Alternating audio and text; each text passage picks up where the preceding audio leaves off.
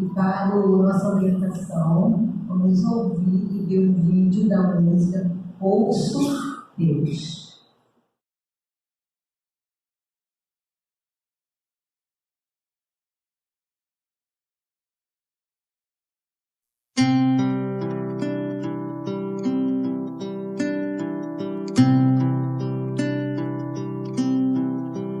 Ouço Deus no murmúrio das águas dos rios. Ouço Deus no furor dos ciclones bravios. Ouço Deus no cantar matinais dos pardais. Ouço Deus no lamento de pobres mortais. Vejo Deus nas estrelas perenes de luz. Vejo Deus no esplendor que a alvorada traduz. Vejo Deus no suave perfume da flor. Vejo Deus no adeus companheiro da dor. Sinto Deus na saudade que evoca a lembrança. Sinto Deus no morrer de febris esperanças. Sinto Deus na tristeza de ver-te partir. Sinto Deus na tua volta, irmão, a sorrir. Ouço Deus no murmúrio das águas dos rios. Vejo Deus no furor de ciclones bravios. Sinto Deus no cantar matinais dos pardais. Ouço Deus no lamento de pobres mortais. Nesse momento, rezamos juntos, levar os nossos pensamentos até esse Pai amoroso que cuida de cada um de nós. E de gratidão, Senhor, por estarmos mais uma noite nessa casa que nos acolhe, para estudarmos um pouco mais os ensinamentos que a doutrina espírita nos traz, Senhor. Que todos nós possamos absorver os estudos, as palavras que a nossa irmã vai trazer, e que ela possa ser envolvida, intuída pelo ensino do Espírito. E todos aqueles que aqui estão, encarnados e desencarnados, Senhor, sinta-se nesse momento envolvido com suaves vibrações de paz, e que essa paz se estenda aos corações que se encontram lá fora. Seja qual for a condição desses corações, Senhor, que eles sejam acolhidos, que eles sejam acalentados, que eles sejam aconchegados nos seus seios amorosos, Senhor. Obrigada por tudo, fique conosco hoje, todo e sempre, que assim seja. Agora nós vamos ter a nossa divulgação da obra espírita com a nossa irmã Érica. Obrigada e boa noite a todos. Bom, nós escolhemos a divulgação da revista Reformador da Federação Espírita Brasileira. Vamos ver como que ela começou. Augusto Elias da Silva, fundador de Reformador. Ele nasceu em Portugal em 1848 e se embarcou no Brasil em data que não foi possível descobrir. A este humilde fotógrafo profissional, Ismael, que é o guia espiritual do Brasil, tá bom? Preservaria a alta missão de vontade tenaz e inquebrantável,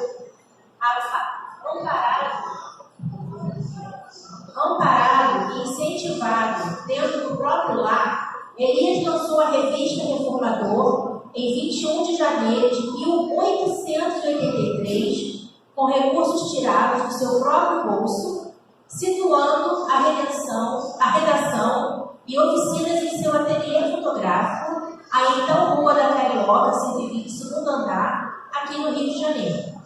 Em 18 de dezembro de 1903, desencarna esse antigo trabalhador, que foi também benemérito fundador da Federação Espírita Brasileira, que, no caso, foi fundada aqui, né, no Rio de Janeiro, a antiga capital do Brasil. Pode passar.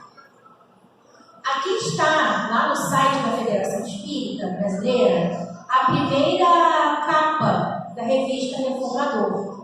Então, ele vem Reformador e um subtítulo Órgão Revolucionista.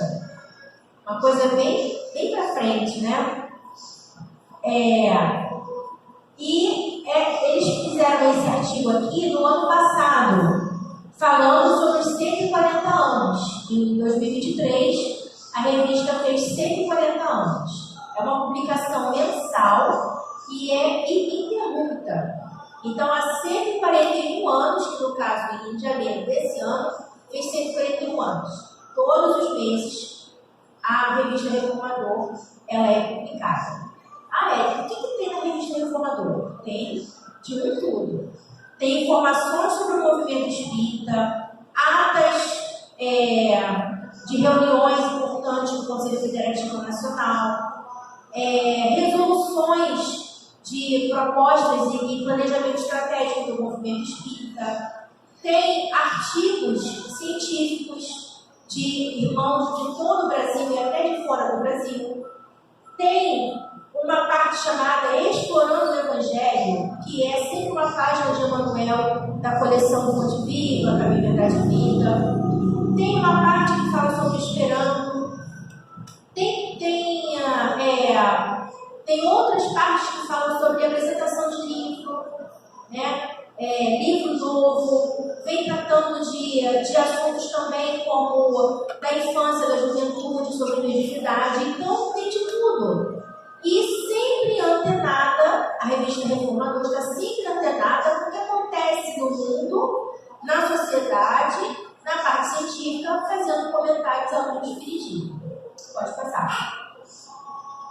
Aqui a gente escolheu uma edição de março de 2020, na época da pandemia, e a revista fazia 120 anos.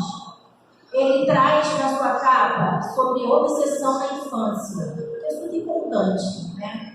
Quando as crianças choram, gritam e às vezes estão sofrendo algum tipo de obsessão. Então a gente está trazendo esse tema de capa para poder alertar os pais, os evangelizadores sobre a obsessão na infância, que é possível, né? Pode passar. E aí a revista Reformador, né, ela foi evoluindo. E agora em março de 2024, a gente tem aqui no site da Rádio Rio de Janeiro, eles fizeram essa postagem. Vem falando, olha gente, sobre inteligência artificial. Quanta coisa importante. O que é inteligência artificial? Falando sobre o ChatGPT, o que é isso? Você entra num aplicativo, coloca palavras-chave, ele simplesmente produz um texto completo para você. Isso é bom ou isso é ruim? É perigoso ou é tranquilo? O que a gente vai pensar sobre isso? O que a doutrina espírita vai falar sobre isso daqui? Então, olha só que assunto super importante. Depois a gente tem ali, nas linhas menores, sobre auto-perdão,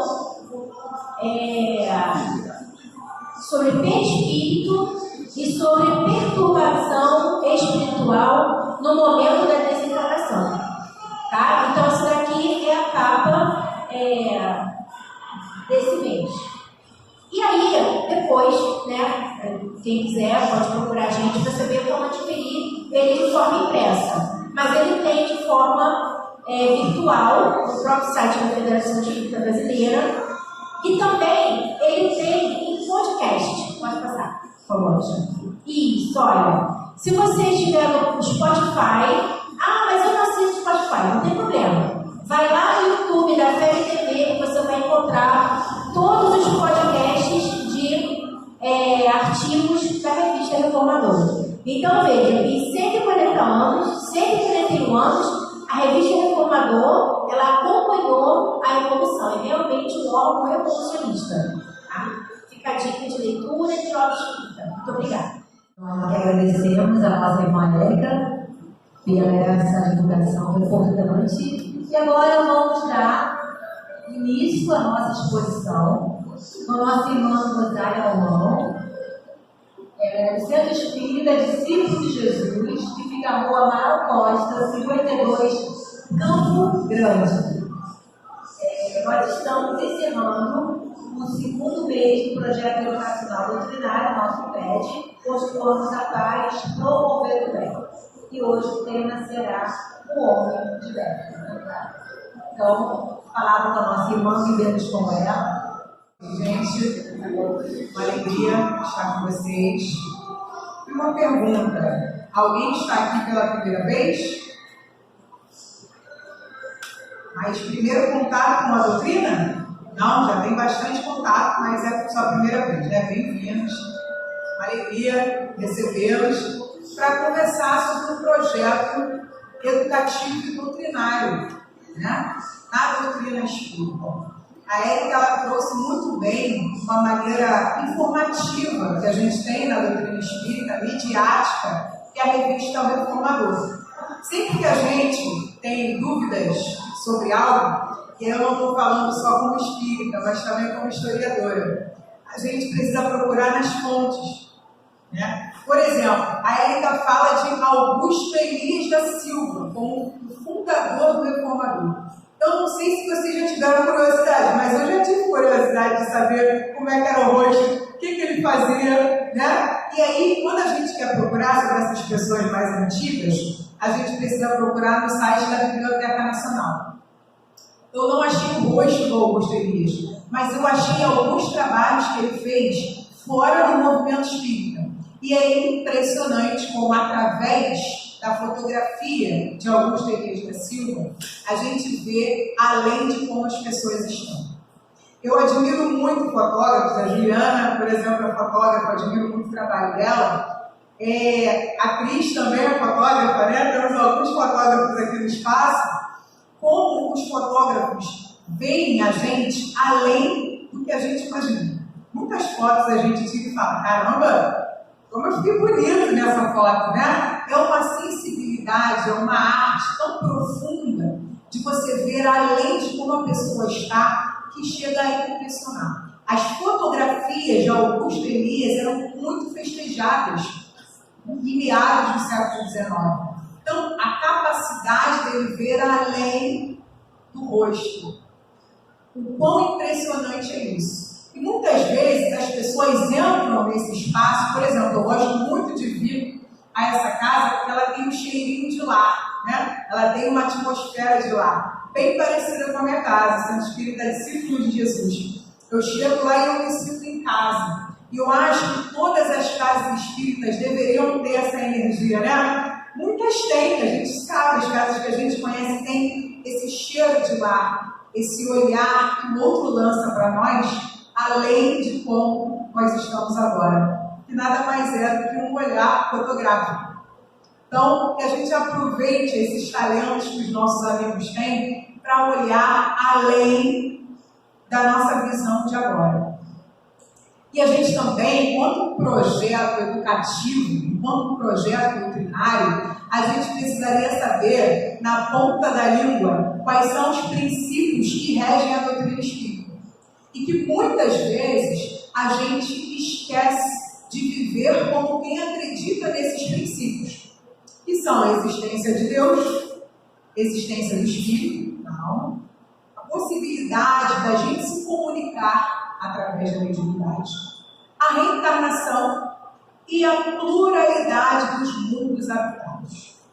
Nós estamos numa data muito especial para o cristianismo, uma data em que 2 locais são jogadas luzes do mundo espiritual. Nós espíritas acreditamos que em 2 momentos na Terra, Jesus está bem próximo de nós, né? O Natal e esse período da Páscoa. Então, energeticamente falando, a gente sente o governador da Terra perto de nós. E 2 lugares por onde Jesus passou enquanto encarnados estão precisando das nossas orações: Jerusalém e Samaria, que é onde hoje fica a Cisjordânia. Né? Jerusalém, historicamente, é uma cidade considerada mãe, que é uma cidade onde, quando a gente lê Brasil, coração do mundo, pátria do Evangelho, era a cidade onde a primeira árvore do Evangelho ela foi colocada, né? É uma cidade que homenageia as 3 maiores religiões da Terra: o cristianismo, o judaísmo e o islamismo, e que tem esse papel de apaziguar, embora no coração de muitos homens que vivem naquela região hoje, não é a paz que impere. E Cisjordânia, onde ficava Samaria. Samaria, das 12 tribos de Israel, era um local de acolhimento. Era um local onde todo mundo que era marginalizado era mandado para lá. É um local escolhido estrategicamente por Jesus numa das suas parábolas mais bonitas, que é a parábola do bom samaritano, e que ele diz quem é o seu próximo. E que esse homem sem rosto, mas o samaritano, resgata, traz para o seu colo, sustenta, ajuda alguém que ele nem sabe de onde vem. Então é muito importante a gente pensar hoje que geograficamente na Terra há lugares que precisam da nossa oração. Nesse momento em que a gente sente Jesus mais próximo de nós pensamos em toda a trama reencarnatória e secular que cobre esses lugares e que nos cobre, enquanto brasileiros, na nossa responsabilidade espiritual de apaziguar a terra, de apaziguar os corações.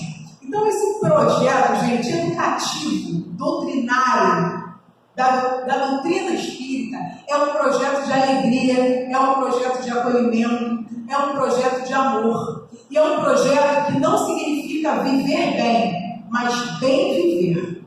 Há uma diferença entre bem viver e viver bem. Essa expressão bem viver, a gente encontra em diversas tradições pelo mundo. A gente encontra ali entre os nossos indígenas guaranis uma expressão chamada Tecoá Porã, que significa bem viver. Nós encontramos no norte da África a expressão Ubuntu. Nós encontramos no sul da África a expressão Sawabona Chikoba. E a gente encontra dentro do espiritismo a expressão homem de bem. Todas as civilizações do planeta, ao longo dos anos, dos séculos, dos milênios, receberam a mesma informação que nós recebemos na doutrina espírita. Entre os Guarani, por exemplo, eles explicam a palavra Tecoá Porã, bem viver, de 3 maneiras. A primeira, valorize a natureza. Olha que interessante. Qual foi a música que abriu o estudo da noite de hoje? Ouço Deus. Onde a gente escuta Deus? Na natureza. Percebe como a energia do bem está em todos os lugares? Tem segunda característica Tecoá Porã: ancestralidade, sentido de família, sentido de confiança, sentido de honra. Terceira característica Tecoá Porã é você entender o outro na sua diversidade. Quando a gente lê o homem de bem não está falando assim: se você pensa à esquerda ou à direita, você não é um homem de bem, não é um homem de bem. Se você é homossexual ou homossexual, você não é um homem de bem. Não está perguntando, gente, como a gente está. Está dizendo de regras de bem proceder a partir de quem nós somos, não de como nós estamos. Então há uma riqueza entre as civilizações da Terra que chegam para nós no Espiritismo que são impressionantes. Na África do Sul, quando você fala para alguém Salabona, Chicoba, você está falando para essa pessoa: eu te respeito, eu te valorizo. Independente de como você chegou, eu te respeito, eu te valorizo. Quando a gente abre a porta do Luz e Caridade, as pessoas adentram esse espaço, nós não queremos saber como vocês chegaram. Nós queremos que vocês saibam que são bem-vindos e estar entrando nesse espaço. Porque aqui a gente deve prezar por quem nós somos. Espíritos imortais, em busca da felicidade, passando por diversas dificuldades na Terra, mas tendo a certeza de que existem colos, abraços e ouvidos atentos, embasados no grande conhecimento milenar que chega até nós em meados do século XIX pelas mãos de Allan Kardec. Então, o nosso desafio aqui nesse espaço hoje é nós sermos multiplicadores desse bem viver, que é diferente de viver bem. Porque viver bem, eu posso dizer que eu vivo bem com ar-condicionado, calor, né? Eu posso dizer que eu vivo bem com acessando streams, né? Netflix, Globoplay. Eu posso dizer que eu vivo bem com aquele sofá que eu acabei de adquirir, ou com aquele carro do ano. Isso é viver bem, é viver confortavelmente. Mas ninguém disse para nós que o homem de bem não passe por dificuldade. Gente, não tem nenhum lugar, não tem nenhum escrito bíblico assim, ó. O reino de Deus, para entrar no reino de Deus, é tudo fácil, rápido e livre de perigos. Não existe essa informação. A gente tem que passar pelos desafios, né? De maneira espiralar. A gente vai passar, depois vai passar de novo, para ver se já aprendeu, né? E a gente sempre tem que estar atento. Eu gosto muito de falar, por exemplo, nesse projeto de educação, né, nesse projeto doutrinário, da galerinha da evangelização infantil e do quanto eles ensinam para nós. Né? Um garotinho, filho de pais evangélicos, foi acompanhar o amiguinho dele, que era desse centro. E quando ele chegou lá, as meninas da evangelização estavam conversando com as crianças, e ele falou assim: mas eu não quero saber disso não, eu quero saber o que acontece quando a gente morre. E aí elas mudaram, elas iam falar, e começaram a falar de como era o desencarne, né? De como era a vida no plano espiritual. E 4 dias depois, aquela criancinha desencarnou. Então a gente tem que pensar também em 2 coisas importantes. Uma é que o tempo é algo muito, muito relativo. A gente não sabe quando vai terminar a nossa estadia terrena. E a gente tem que viver da melhor maneira. Bem viver é isso. Bem viver a gente aprende na doutrina espírita quando há o pipi da caridade, né? Benevolência, indulgência e perdão. Essas são as dicas que os espíritos dão para a gente bem viver. Ser bom é gratuito. Converso sempre com os jovens da nossa juventude que para a gente mentir, a gente tem que ter no mínimo boa memória, né? No mínimo contar a história de trás para frente, de frente para trás. Então a gente tem que ter uma habilidade para aprontar com a vida alheia, né? A fofoca, às vezes, não tem graça como a gente tem que aflorar. Então, olha só, a gente tem que ter uma criatividade muito grande. Então, assim, para a gente fazer algo que não é tão útil, a gente precisa de se desgastar muito. Então, é melhor a gente ser bom. Muito mais fácil, né? Muito mais fácil a gente ser gentil. Difícil é a gente ser indulgente com as nossas faltas. A gente se cobra muito. Eu estou falando com vocês como alguém que se cobra o tempo inteiro. A nossa autocrítica, ela é ferrenha. A gente sabe se magoar, né? A gente sabe se machucar. E o perdão perdão, pode passar a primeira filha. O perdão é algo tão impressionante que não é tão fácil assim, eu perdoo você. Muitas vezes a gente fala, é muito difícil perdoar, né? Ou, não, está escrito de uma maneira fácil, você tem que perdoar o seu irmão. Mas esses dias eu aprendi o perdão com Chico Xavier, que eu nunca mais vou esquecer. E eu preciso dividir isso em todos os espaços em que eu estiver, enquanto eu estiver encarnado. O Chico Xavier ele passou por uma série de situações na vida dele de muito desgaste, inclusive no seio familiar. Muitas vezes a gente fala assim, de uma maneira solta. Nós encarnamos na mesma família para a gente poder resgatar, né? Aí a gente vê os maridos e esposas que não se toleram mais, a gente vê, enfim, os irmãos que estão se degladiando. E hoje a gente consegue ler, respirar e transformar da maneira que a gente conseguiu, no tempo que a gente conseguiu. Porque isso não precisa, não deve, não pode ser taxativo. Você tem que perdoar, porque perdoar é cristão. E aí você fica se desgastando, porque você não consegue fazer aquilo honestamente. Então você precisa passar por fases. Chico Xavier já era um médium conhecido no Brasil todo, já tinha escrito centenas de livros, e ele passou por uma situação gravíssima.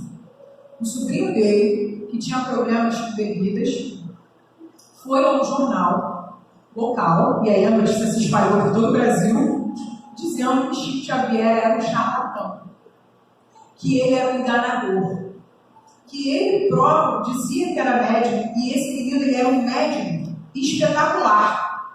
E ele falou, eu não recebo ninguém, é mentira. Porque ele queria difamar o próprio tio. E aí depois, quando o efeito do álcool passou, ele ficou muito arrependido, voltou ao jornal, desmentiu, mas o Chico já estava bem abatido, porque ele não esperava que as críticas viessem da sua própria família.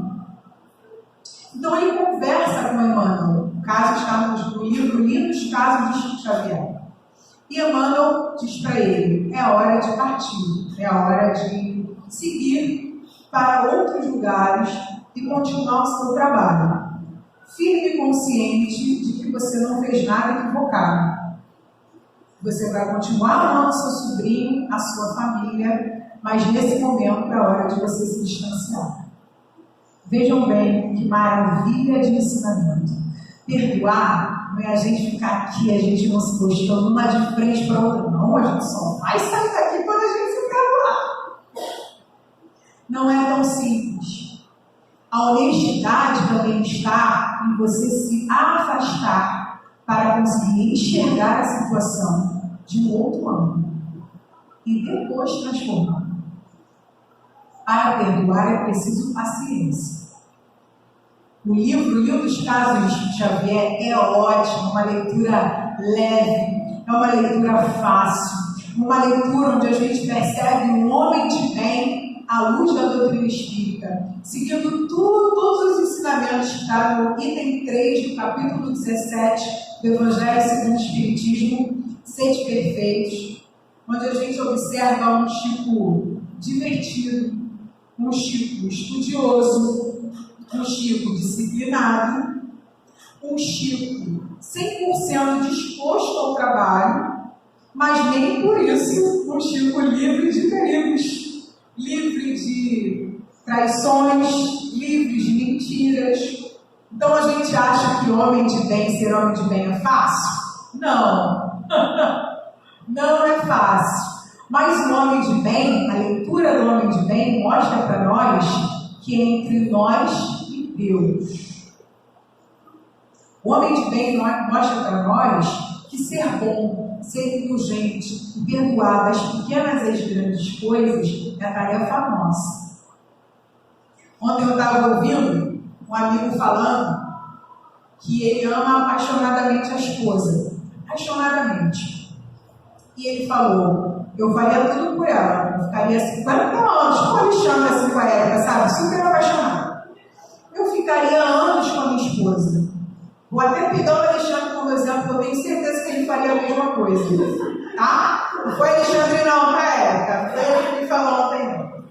Mas assim, você olha o casal, você percebe a sintonia. Só que as pessoas mudam ao longo dos anos e a relação também.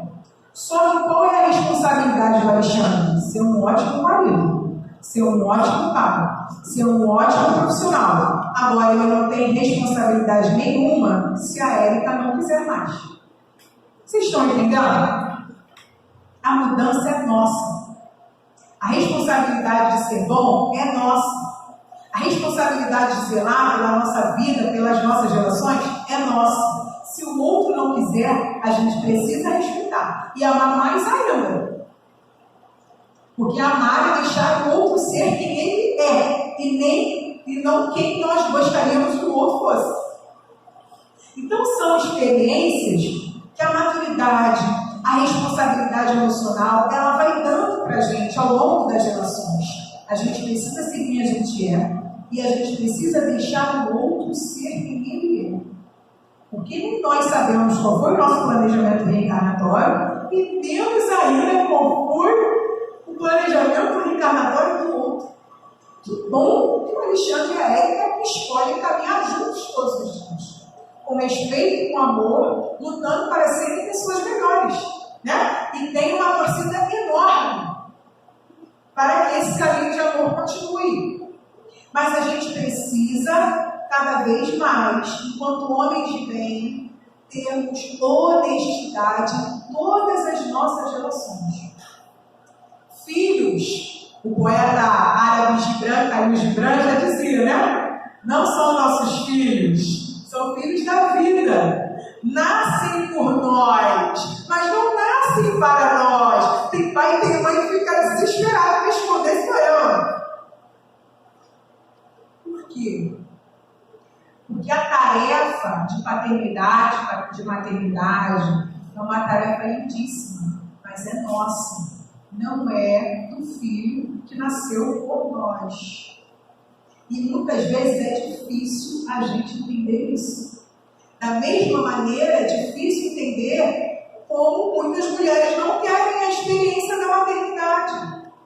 E não são menos mulheres por isso. Reparem, pessoal, muitas críticas que a gente faz ao longo da nossa vida, que são críticas que nos desconectam, em vez de nos conectar enquanto humanidade, enquanto irmandade, e que fazem com que a gente esteja menos em coerência com o que é ser homem de bem.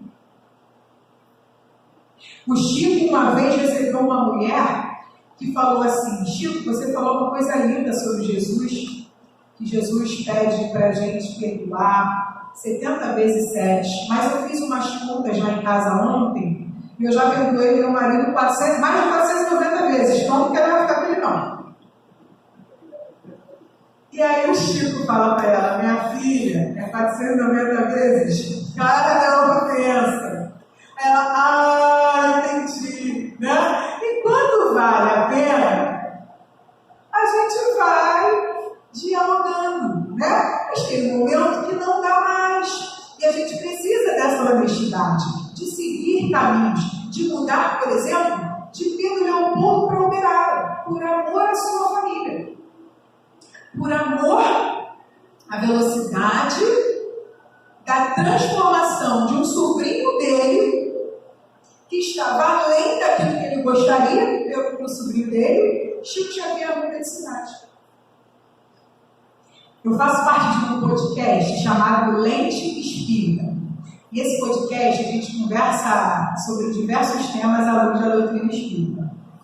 E o último podcast que nós gravamos foi com a filha do Peixotinho. O Peixotinho, ele é o maior médium do Brasil de efeitos físicos. O que é um efeito físico? Saía do Peixotinho, como se fosse uma fumaça, um éter branco, em que ele não precisava de outro corpo para aquele espírito se manifestar. E a garotinha que a gente conversou, que hoje é uma senhora, né? Octogenária, a dona Nina, ela falou: Rosália, eu ficava muito impressionada com aquilo. Eu ficava pensando, como que as pessoas não têm acesso a isso? Né? Como que as pessoas não sabem que a vida não tem fim, que os espíritos se comunicam conosco? E ela falou, era tão bom ver, e hoje eu não esqueço.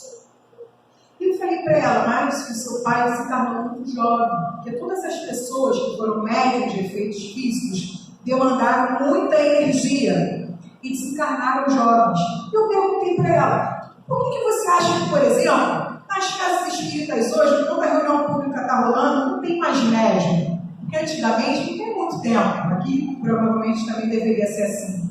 Mas ficava um médium, enquanto o palestrante estava falando, ficava um médium, né? E ao final da reunião pública, o médium lia a mensagem que foi recebida. Não sei se aquilo musicalidade acontecia, Alexandre? Muitos anos atrás, né? Isso foi parando, porque isso faz parte do fenômeno da doutrina espírita. E o espiritismo, o movimento espírita brasileiro, assumiu um papel hoje de educativo. Então, hoje, as reuniões públicas, elas são para instrução, amor e instrução. Né? Não, por acaso, existe um atendimento fraterno antes da reunião pública. Acolher e instruir. Amar e instruir. Instruções do Espírito de verdade. Mas houve um momento em que as casas espíritas estavam abertas para o fenômeno, enquanto propaganda, muito inspirados em Chico Xavier, nas mensagens de consolação que o Chico Xavier recebia. E a materialização foi importante para um momento do espiritismo. Chico Xavier, gente, ele tinha inúmeras mediunidades. Uma delas era efeitos físicos. E Emmanuel, em determinado momento, falou: Chico, a partir de hoje, não farás mais uso dessa mediunidade. E o Chico, de uma maneira disciplinada, aceita. Por que ele aceita? Porque ele poderia desencarnar mais jovem e muito desse trabalho de divulgação não chegaria até nós.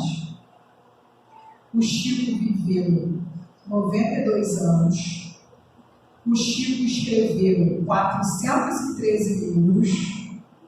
Até hoje, ainda são publicados os escritos dele, já passaram de 500 livros, que falam sobre história, memória, ciência, filosofia, ecologia, diversos assuntos e muito bem.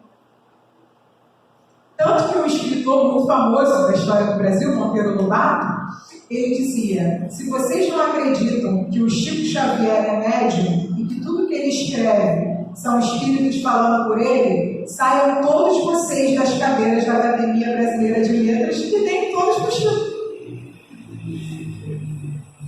Não existe na história mundial alguém que escreveu mais de 500 livros sobre diversos temas aprofundados. Temas que hoje são falados, hoje são acessados, como glândula pineal, como própria eficácia do passe, que é estudada na USP. Então veja, de um homem carregado dessa humildade que é o Chico, de reconhecer aonde ele pode ir, até onde ele pode ir, a gente tem a maior manifestação cultural da Terra, em todos nós que estamos aqui, contemporâneos da maior manifestação cultural da Terra. É o homem que mais tem filmes sobre ele no Brasil. É o homem que foi eleito o maior brasileiro de todos os tempos. É sua humildade, respeitando aquilo que o seu amigo espiritual, seu mentor, sempre dizia para ele: disciplina 3 vezes, no pensar, no falar e no agir. O Peixotinho, muito amigo de Chico, seguiu com as materializações. Desencarnou jovem, a filha fala de todo o trabalho que tinha, de toda a questão difícil com a vizinhança muito católica. E aí, em determinado momento, eu perguntei para ela: Dona Nina, a senhora acha que seria importante voltar essas manifestações, né, físicas? E ela falou assim: minha filha, meu pai sempre me dizia, as materializações convencem, mas elas não convertem. E há mais uma lição que eu vou levar para a minha vida. A gente precisa entender que a gente pode estudar muito o Espiritismo e sermos convencidos por esses princípios da doutrina espírita. Mas se a gente não colocar em prática, a nossa conversão ela não vai acontecer.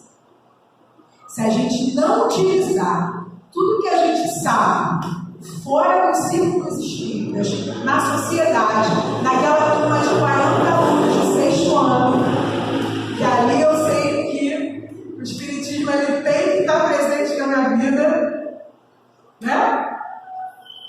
Se a gente não utilizar dessa maneira, não vai valer a pena tudo que a gente sabe, né? Pessoal, a gente tem aqui alguns exemplos, né, algumas inspirações para a nossa conversa de hoje. Eu até gostaria de indicar para vocês, tá? Tem na Netflix uma série chamada The Chosen, que a gente viu um Jesus.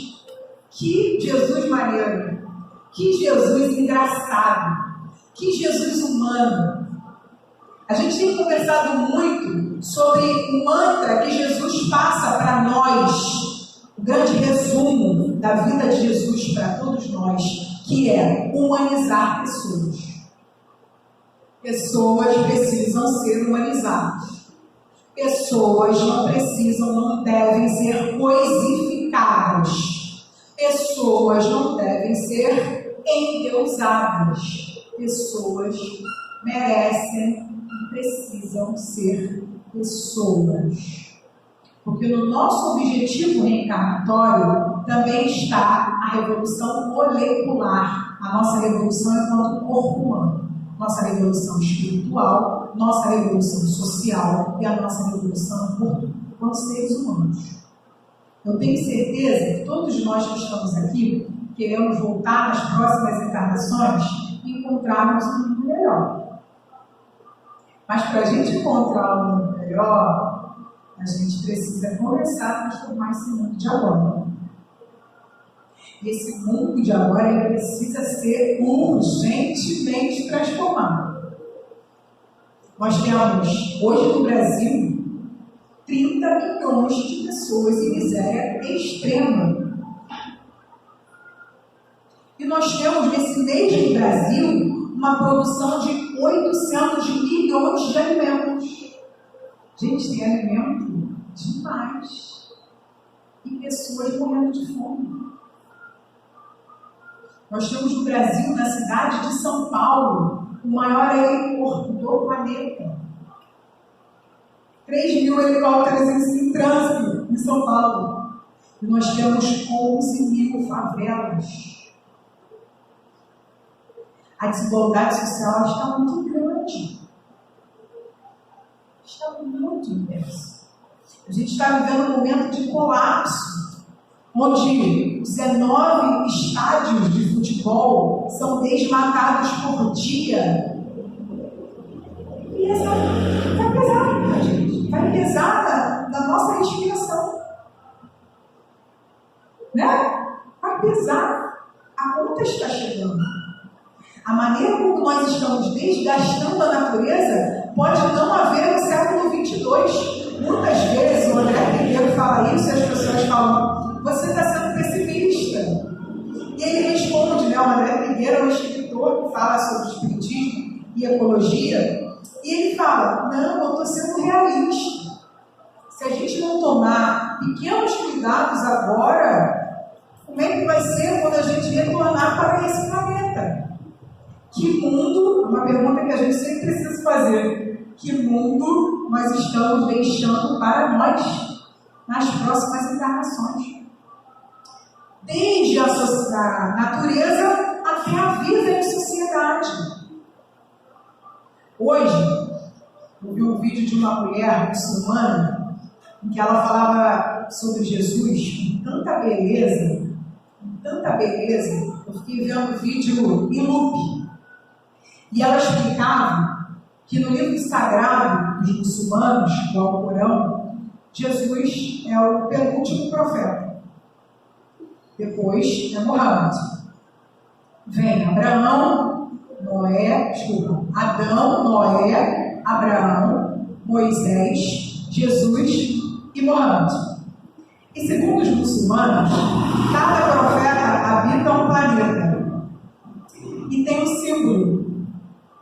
E o símbolo de Jesus é um pássaro. Eu falei, nossa, que lindo, né? Eu já estava super emocionada e ela continuou me emocionando mais. Ela disse que o símbolo de Jesus é um pássaro porque ele ensina pela palavra e pela ação. E é um pássaro porque cada vez que ele ensina, essa palavra voa e ganha outras asas. Gente, isso é de uma beleza. Ouvir a sabedoria de Jesus e colocar em prática é voar. A gente tão preso ao solo, né? Muitas vezes se afundando nas nossas imperfeições, nas nossas angústias, nas nossas tristezas. E a gente ouve de todo grupo religioso um convite para que a gente voe com aquilo que a gente aprende na vida. Com a felicidade que é a gente saber que a vida não tem fim. Que cada pessoa que a gente encontra, a gente marcou em algum tempo, em algum espaço.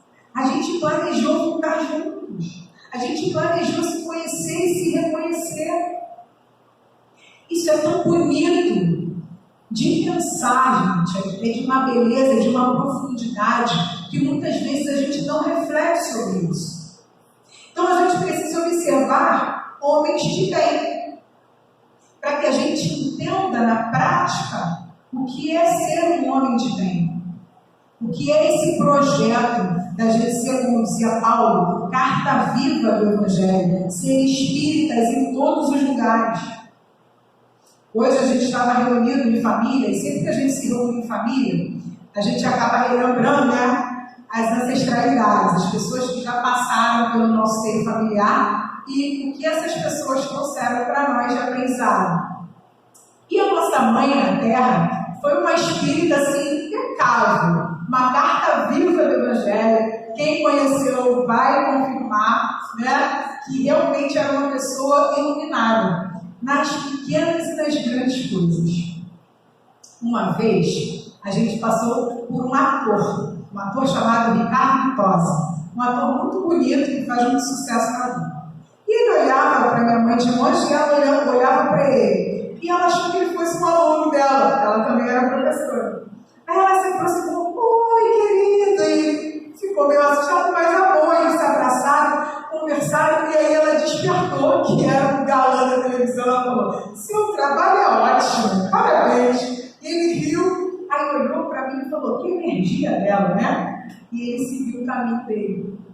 Esse olhar para todas as pessoas, como se elas fossem as pessoas mais importantes do mundo, a ponto das pessoas até hoje chegarem para nós e falarem, olha, a sua mãe gostava de todo mundo, mas por mim ela tinha um carinho especial. Aí a gente sorri, né, cara? Eu acredito, né? A minha mãe, ela saía no ônibus com um saco de plástico na bolsa, e se alguém passasse mal no ônibus, ela tinha um saco para oferecer à pessoa. Ela saiu uma vez, o Pablo, né, um amigo nosso, ele foi levá-la ao CERJ para fazer um estudo, e ela falou, Pablo, espera só um momentinho que eu vou pegar uma caixa de fósforo. Ele, uma caixa de fósforo? E aí, quando ele chegou no CERJ, estava precisando de uma caixa de fósforo para acender, ela ia ter um almoço, e esqueceram de comprar o fósforo que ela tinha na bolsa, né? A minha mãe, quando os meus irmãos eram adolescentes, quando eles viraram adolescentes, ela passou a não dormir mais de pijama. Por quê? Para poder socorrer ou eles ou os amigos rápido, sem precisar trocar de roupa.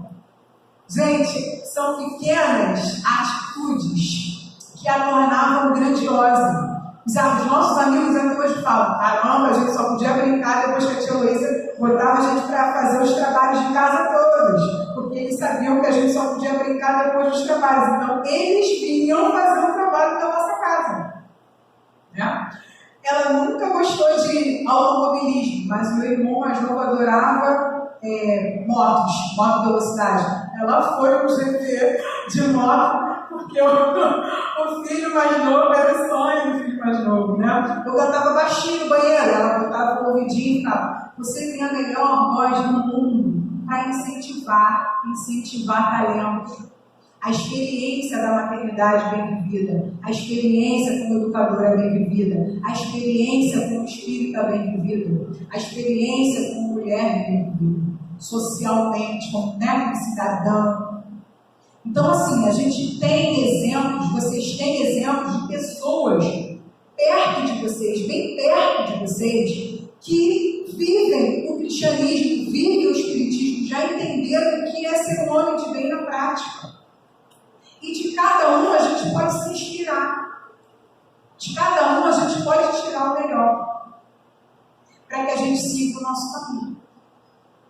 Essas pessoas que estão aqui, Jesus, Kardec e Chico, foram homens de bem à sua maneira. Jesus, já um espírito perfeito quando vem, a maior personificação do que é ser um homem de bem. Observando a natureza, olhando para você, não pelo que você já foi, mas pelo que você é. Chico Xavier, extremamente disciplinado nos ensinos de Jesus. De todas as mediunidades que Chico tinha, a mais impressionante para mim era ele olhar para você, Érica, e ver toda a sua trama encarnatória por trás de você. Gente, isso é impressionante. Ele sabe tudo que te trouxe até aqui. No seu pior e no seu melhor. E te acolher com amor e te chamar de filho. E a gente, às vezes, a pessoa só erra isso aqui, a gente já quer cancelar na internet. A gente já fica sem falar 30 anos, né? Ele via a trama. Quando ele conversava com as pessoas, ele sabia o nome. Isso é incrível, impressionante. E eu fico pensando, será que eu teria essa capacidade nessa vida de ter uma mediunidade como essa e ainda assim amar o meu semelhante? Porque muitas vezes a gente não está nem sabendo, né? Imagina sabendo a trama toda por trás, né?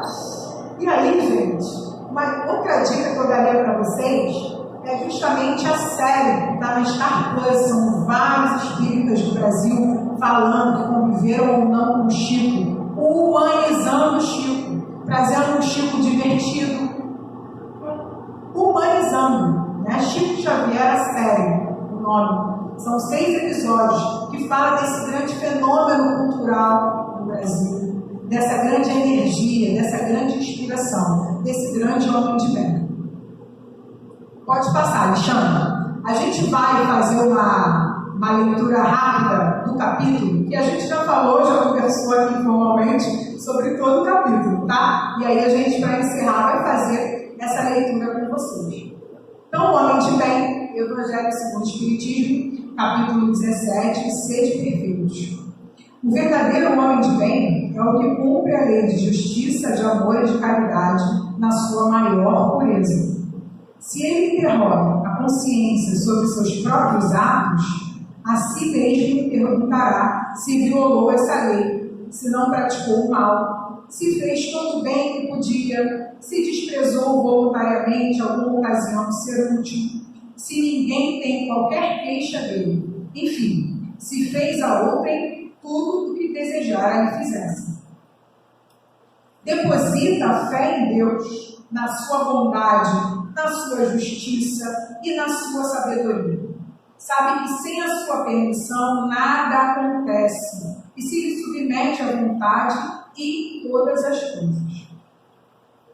Tem fé no futuro, razão que coloca os bens espirituais acima dos bens temporais.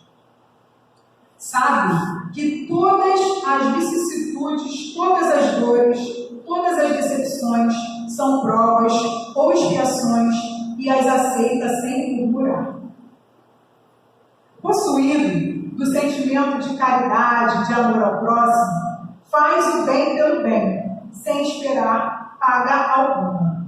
Retribui o mal com o bem, toma a defesa do fraco contra o forte e sacrifica sempre os seus interesses à justiça. Encontra satisfação nos serviços que presta, no fazer ditosos os outros, nas lágrimas que enxuga, nas consolações que prodigaliza aos aflitos. Seu primeiro impulso é para pensar nos outros, antes de pensar em si. É para cuidar dos interesses dos outros, antes do seu próprio interesse. O egoísta, ao contrário, calcula os proventos e as perdas decorrentes de toda ação generosa. O homem de bem é bom, humano e benevolente para com todos, sem distinção de raças nem de crenças, porque em todos os homens vê irmãos seus. Respeita nos outros todas as convicções sinceras e não lança anátema aos que como ele não pensam. Em todas as circunstâncias, toma por guia a caridade, tendo como certo que aquele que prejudica outrem com palavras malévolas, que fere com seu orgulho e seu desprezo a suscetibilidade de alguém, que não recua a ideia de causar um sofrimento, uma contrariedade, ainda que ligeira, quando a pode evitar, falta ao dever de amar o próximo e não merece a clemência do Senhor. Não alimentar ódio, nem rancor, nem desejo de vingança. A exemplo de Jesus, perdoa e esquece as ofensas e só dos benefícios se lembra, por saber que perdoado lhe será conforme houver perdoado.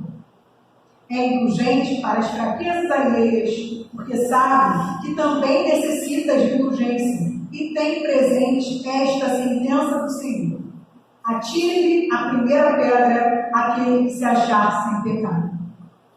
Nunca se compraz em rebuscar os defeitos alheios, nem ainda em evidenciá-los.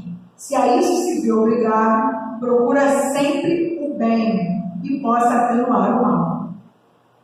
Estuda suas próprias imperfeições e trabalha incessantemente em combatê-las. Todos os esforços emprega para dizer no dia seguinte que alguma coisa traz em si de melhor que na véspera. Não procura dar valor ao seu espírito nem aos seus talentos às expensas de outrem. Aproveita, ao revés, todas as ocasiões para fazer ressaltar o que seja proveitoso aos outros. Não se envaidece de sua riqueza, nem de suas vantagens pessoais, por saber que tudo o que lhe foi dado pode ser retirado. Usa, mas não abusa dos bens que lhe são concedidos. Sabe que há um depósito de que terá de prestar contas e que o mais prejudicial emprego que lhe pode dar é o de aplicá-lo à satisfação de suas paixões. Se a ordem social colocou sob o seu mando outros homens, trata-os com bondade e benevolência, porque são seus iguais perante Deus. Usa da sua autoridade para lhes levantar o moral e não para esmagar com seu orgulho. Evita tudo quanto lhes possa tornar mais penosa a posição subalterna em que se encontram. O subordinado, de sua parte, compreende os deveres da posição que ocupa e se empenha em cumpri-los conscienciosamente.